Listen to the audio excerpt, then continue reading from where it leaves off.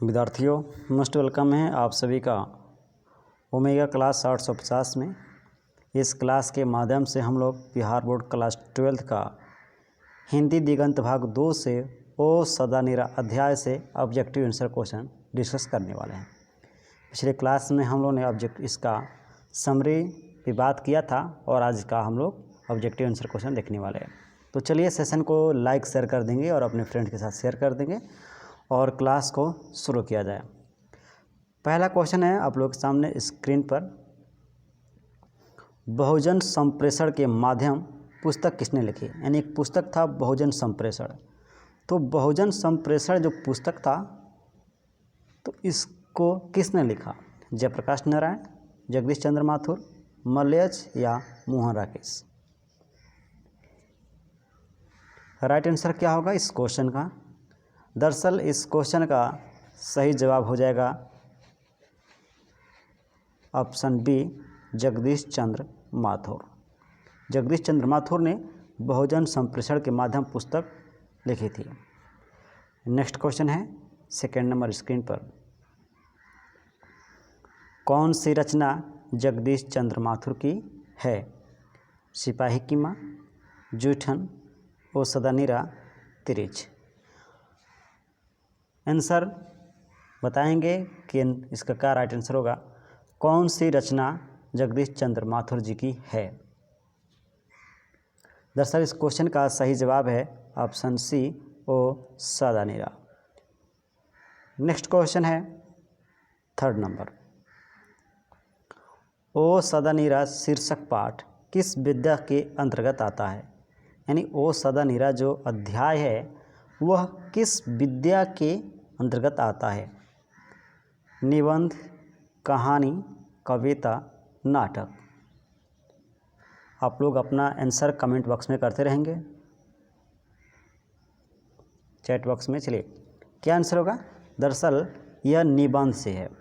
ओ सदा निरा अध्याय निबंध विद्या से संबंधित है। ऑप्शन करेक्ट आंसर हो जाएगा ए। नेक्स्ट क्वेश्चन है, जगदीश चंद्र माथुर मूलतः क्या थे? यानी मुख्य रूप से जगदीश चंद्र माथुर जी क्या थे? निबंधकार, कहानीकार, नाटककार और उपन्यासकार? क्या राइट आंसर होगा इस क्वेश्चन का? इस क्वेश्चन का करेक्ट आंसर क्या होगा? सभी लोग उत्तर बताइए। दरअसल इस क्वेश्चन का राइट आंसर हो जाएगा आपका 4 नंबर का ऑप्शन सी, नाटककार। यानी जगदीश चंद्र माथुर मूल रूप से नाटककार थे। ऑप्शन हो जाएगा सी। नेक्स्ट क्वेश्चन है, ओ सदा निरा अध्याय बिहार के किस क्षेत्र के संस्कृति पर लिखी गई है? यानी ओ सदा निरा जो अध्याय है, जो पाठ है, वह बिहार के कौन सी ऐसी संस्कृति है जिसके ऊपर लिखी गई है? ऑप्शन में है सारण, तिरहुत, मिथिला और चंपारण।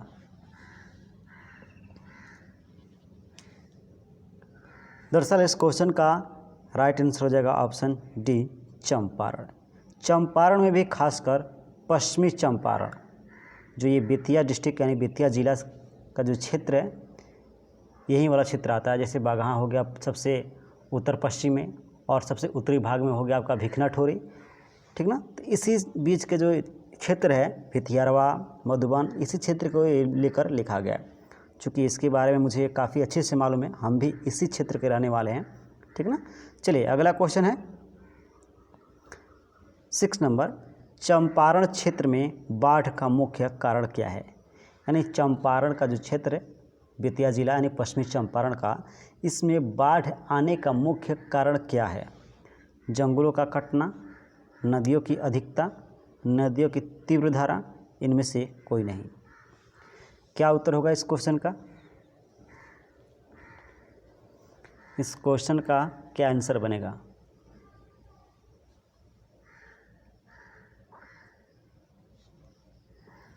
दरअसल इस क्वेश्चन का सही उत्तर हो जाएगा ऑप्शन ए, जंगलों का कटना।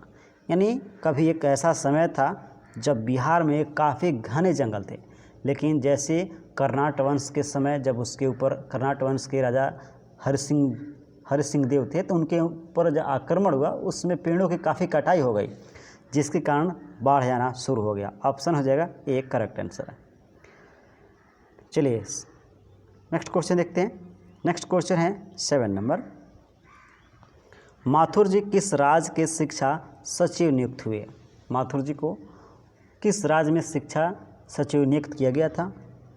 मध्य प्रदेश, आंध्र प्रदेश, बिहार, उत्तर प्रदेश। आंसर आप लोग चैट बॉक्स में करते रहेंगे। दरअसल इस क्वेश्चन का राइट आंसर है ऑप्शन सी, बिहार के। माथुर जी को बिहार के शिक्षा सचिव नियुक्त किए गए थे। नेक्स्ट क्वेश्चन है 8 नंबर क्वेश्चन है 12वीं सदी के लगभग 300 वर्ष तक किस वंश का शासक था? यानी 12वीं शताब्दी के लगभग 300 वर्ष तक किस वंश का शासन चला? मौर्य वंश, चालुक्य वंश, गुप्त वंश और कर्नाट वंश।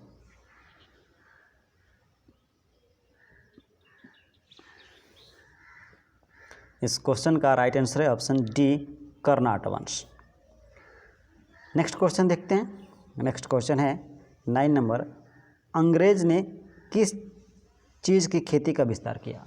यानी अंग्रेज़ों ने किस चीज़ की खेती पर अधिकतम बल दिया या उसको विस्तार किया? दलहन, नील, गेहूँ, तिलहन। क्या उत्तर होगा? किस चीज़ की खेती के लिए उन्होंने विस्तार किया था? इस क्वेश्चन का राइट आंसर हो जाएगा ऑप्शन बी, नील की खेती के लिए। अब जानते हैं पश्चिमी चंपारण का जो क्षेत्र है, इसमें मोतिहारी से लेकर नरकटियागंज, बेतिया और इधर भिकनाठोरे के क्षेत्र, जितना भी इसमें अधिकतर नील की खेती उगाने के लिए वे जबरन तिनकठिया व्यवस्था को चलाते थे। चलिए सेशन को लाइक शेयर कर देंगे और प्लीज़ चैनल पर नए हैं तो सब्सक्राइब कर दीजिएगा। अगला क्वेश्चन है राजा हरि सिंह देव को गियासुद्दीन तुगलक का सामना कब करना पड़ा? दरअसल गियासुद्दीन गलत लिखा गया है, टाइपिंग मिस्टेक हुआ है, एक ग रहता। चलिए बताइए, राजा हरि सिंह देव को गियासुद्दीन तुगलक का सामना कब करना पड़ा? 1225, 1250, 1350 और एक मिनट, ये 1325 कर लीजिएगा, 1325 और 1350। चलिए आंसर करेंगे। क्या राइट आंसर होगा? 1225, 1250, 1325 और 1350।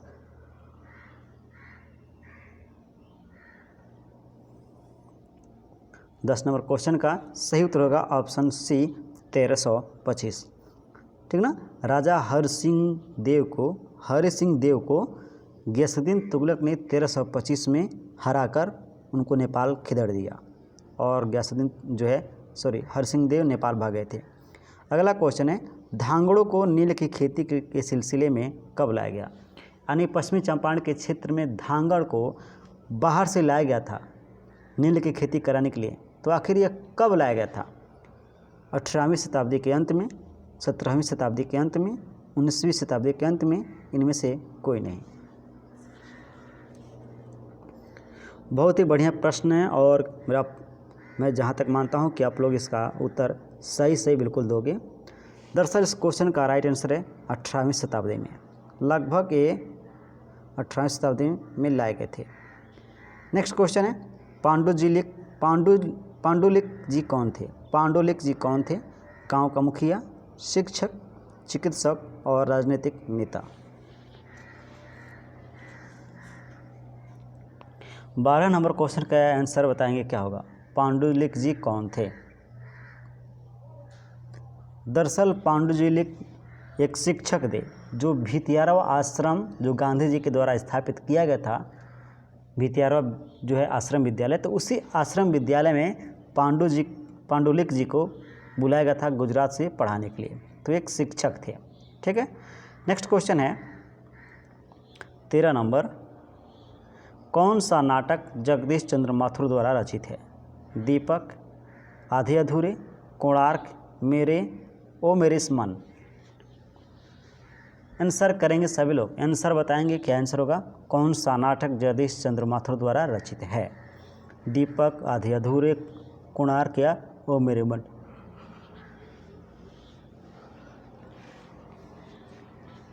दरअसल इस क्वेश्चन का सही जवाब होगा 13 नंबर का option C Konark. Next question है 14 नंबर, निम्नलिखित में कौन सी उपाधि माथुर होगा, माथुर जी को मिली। निम्नलिखित में कौन सी उपाधि माथुर जी को मिली। विद्या प्रदक्षिणा, विद्यावारिधि, विद्या कामनी और इनमें से कोई नहीं।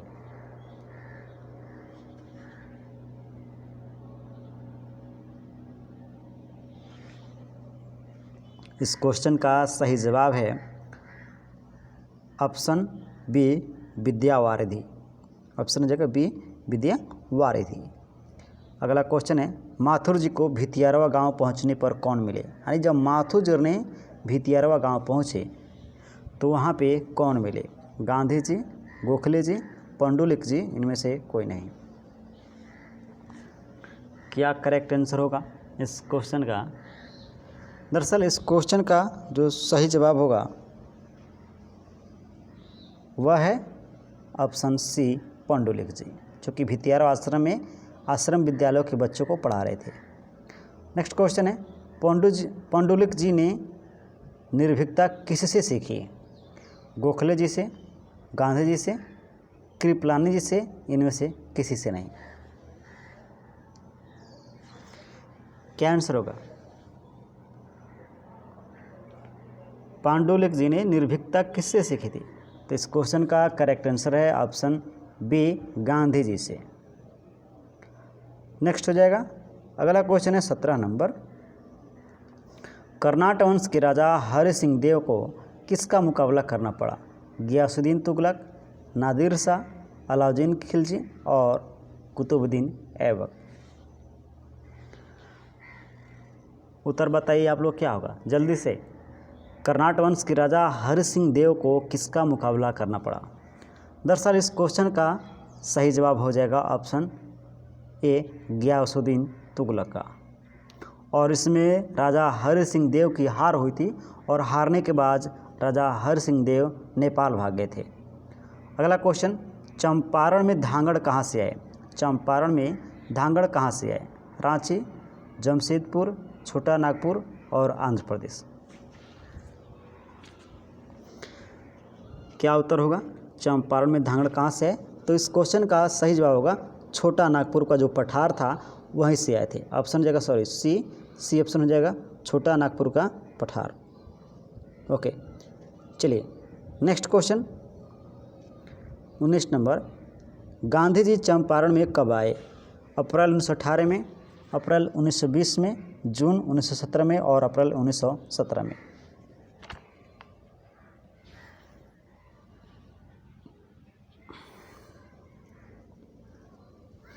इस क्वेश्चन का सही उत्तर है ऑप्शन डी अप्रैल 1917 में गांधी जी चंपारण यानी पश्चिमी चंपारण डिस्ट्रिक्ट में आए। नेक्स्ट क्वेश्चन है, तिनकठिया प्रथा का संबंध है ईंख से, तंबाकू से, मसाला से, नील से। आपको यहाँ पे बताना है कि जो तिनकठिया प्रथा है आखिर वह किससे संबंधित है, किससे रिलेटेड है।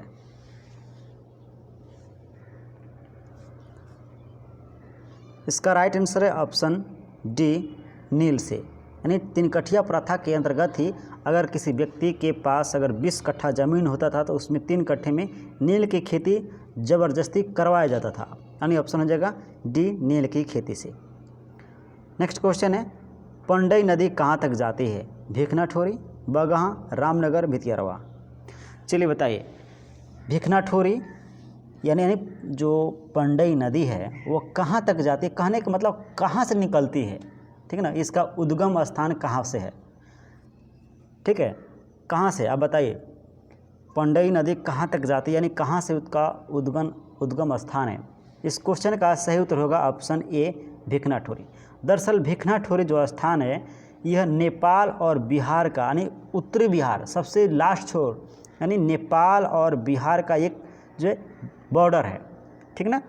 इसके बाद जो भिखनाठोरी है ये भिखनाठोरी पड़ता बिहार में है, लेकिन भिखनाठोरी के जस्ट बाद पड़ता है बॉर्डर। उसके बाद जो बॉर्डर एक नदी ही है, वही नदी है ये वाला पंडई नदी। तो नदी जो है पड़ जाती है और उसके बाद उधर नेपाल है और इधर भीखनाठोरी यानी बिहार है, ठीक ना।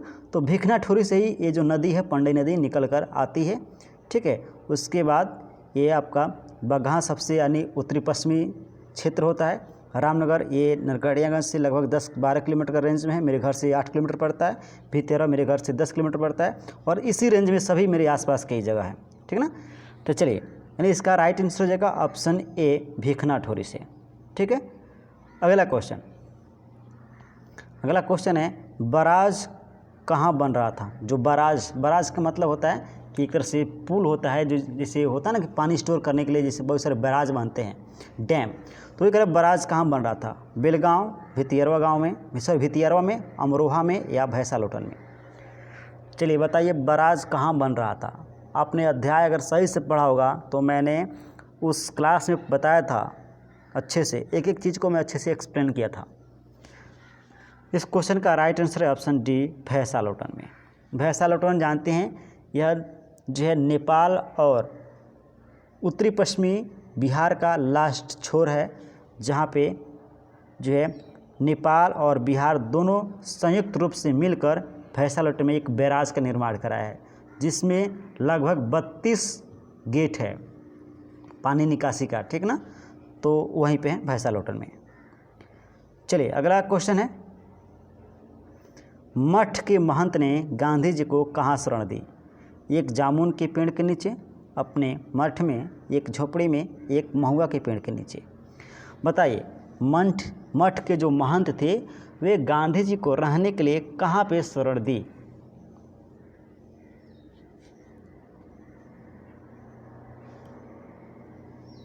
इस क्वेश्चन का सही जवाब है ऑप्शन डी, एक महुआ के पेड़ के नीचे। ऑप्शन डी हो जाएगा करेक्ट आंसर।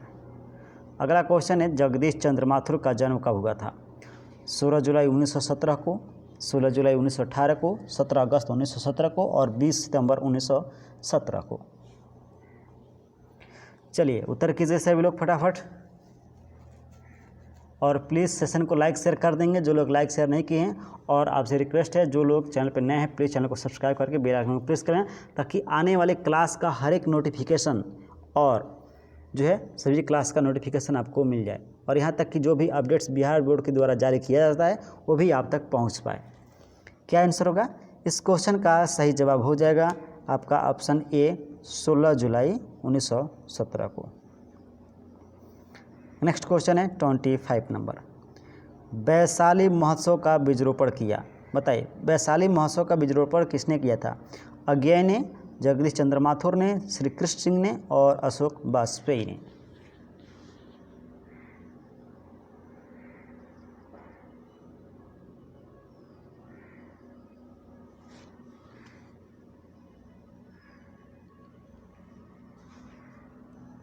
इसका सही उत्तर है जगदीश चंद्र माथुर ने। ऑप्शन हो जाएगा डी, जगदीश चंद्र माथुर ने।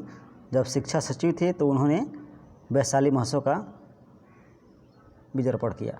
अगला क्वेश्चन, कौन सी कृति माथुर जी की नहीं है। मेरी बांसुरी, बंदी, रिश्मिताई और कोणार्क। उत्तर करके आंसर बताइए क्या होगा। कौन सी कृति माथुर जी की नहीं है। इस क्वेश्चन का राइट आंसर है ऑप्शन सी, रिश्मिताई। ये माथुर जी की कृति नहीं है, बाकी मेरी बांसुरी, बंदी और कोणार्क तीनों माथुर जी की कृति है। अगला क्वेश्चन है 27 नंबर, कौन सी कृति माथुर जी की है। जानवर और जानवर, कहानी, नई कहानी, यायावर रहेगा याद, भोर का तारा। कौन सी कृति माथुर जी की है। राइट आंसर है ऑप्शन डी, भोर का तारा। अगला क्वेश्चन है, बोलते क्षण किस साहित्य विद्या की कृति है। बोलते क्षण यानी ऐसा लगता है कि आदमी बोल रहा है। निबंध, कहानी, संस्मरण और आलोचना।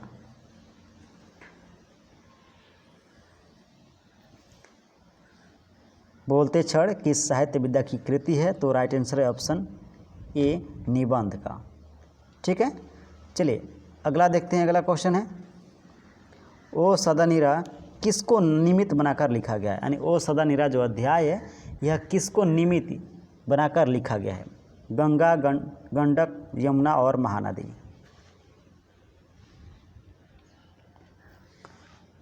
क्या उत्तर होगा? इस क्वेश्चन का राइट आंसर है ऑप्शन बी, गंडक नदी, जो भिखनाठोरी से निकलती है। और भिखनाठोरी बिहार का उत्तरी छोर होता है, अंतिम छोर होता है, जहाँ से जो है यूपी की बॉर्डर शुरू होती है, यानी यूपी की जो है, सॉरी यूपी नहीं, माफ़ी चाहूँगा, नेपाल की, यूपी निकल गया मेरे मुंह से गलती से। थारू शब्द किस शब्द से विकसित है? थारू शब्द किस शब्द से विकसित है? थाल, थार, स्थल और स्थान। बताइए, थारू जो शब्द है किस शब्द से निकला हुआ है? थारू दरअसल एक जाति होती है जो अक्सर बिहार के उत्तरी क्षेत्र में मिलती है। जैसे बिहार और नेपाल के जो बॉर्डर होता है उसी के आसपास ये थारू लोग मिलते हैं। इस क्वेश्चन का सही जवाब है थार, यानी जो थारू जो शब्द है वो थार से निकला है। और थार का मतलब क्या समझते हैं? थार का मतलब वो लोग समझते हैं कि राजस्थान से निकला हुआ। चलिए अगला क्वेश्चन है, ओ सदा नीरा के लेखक हैं जयप्रकाश जयशंकर प्रसाद, जगदीश चंद्र माथुर, हरिकृष्ण प्रेमी और मैथिली शरण गुप्त। ओ सदा नीरा अध्याय के लेखक हैं।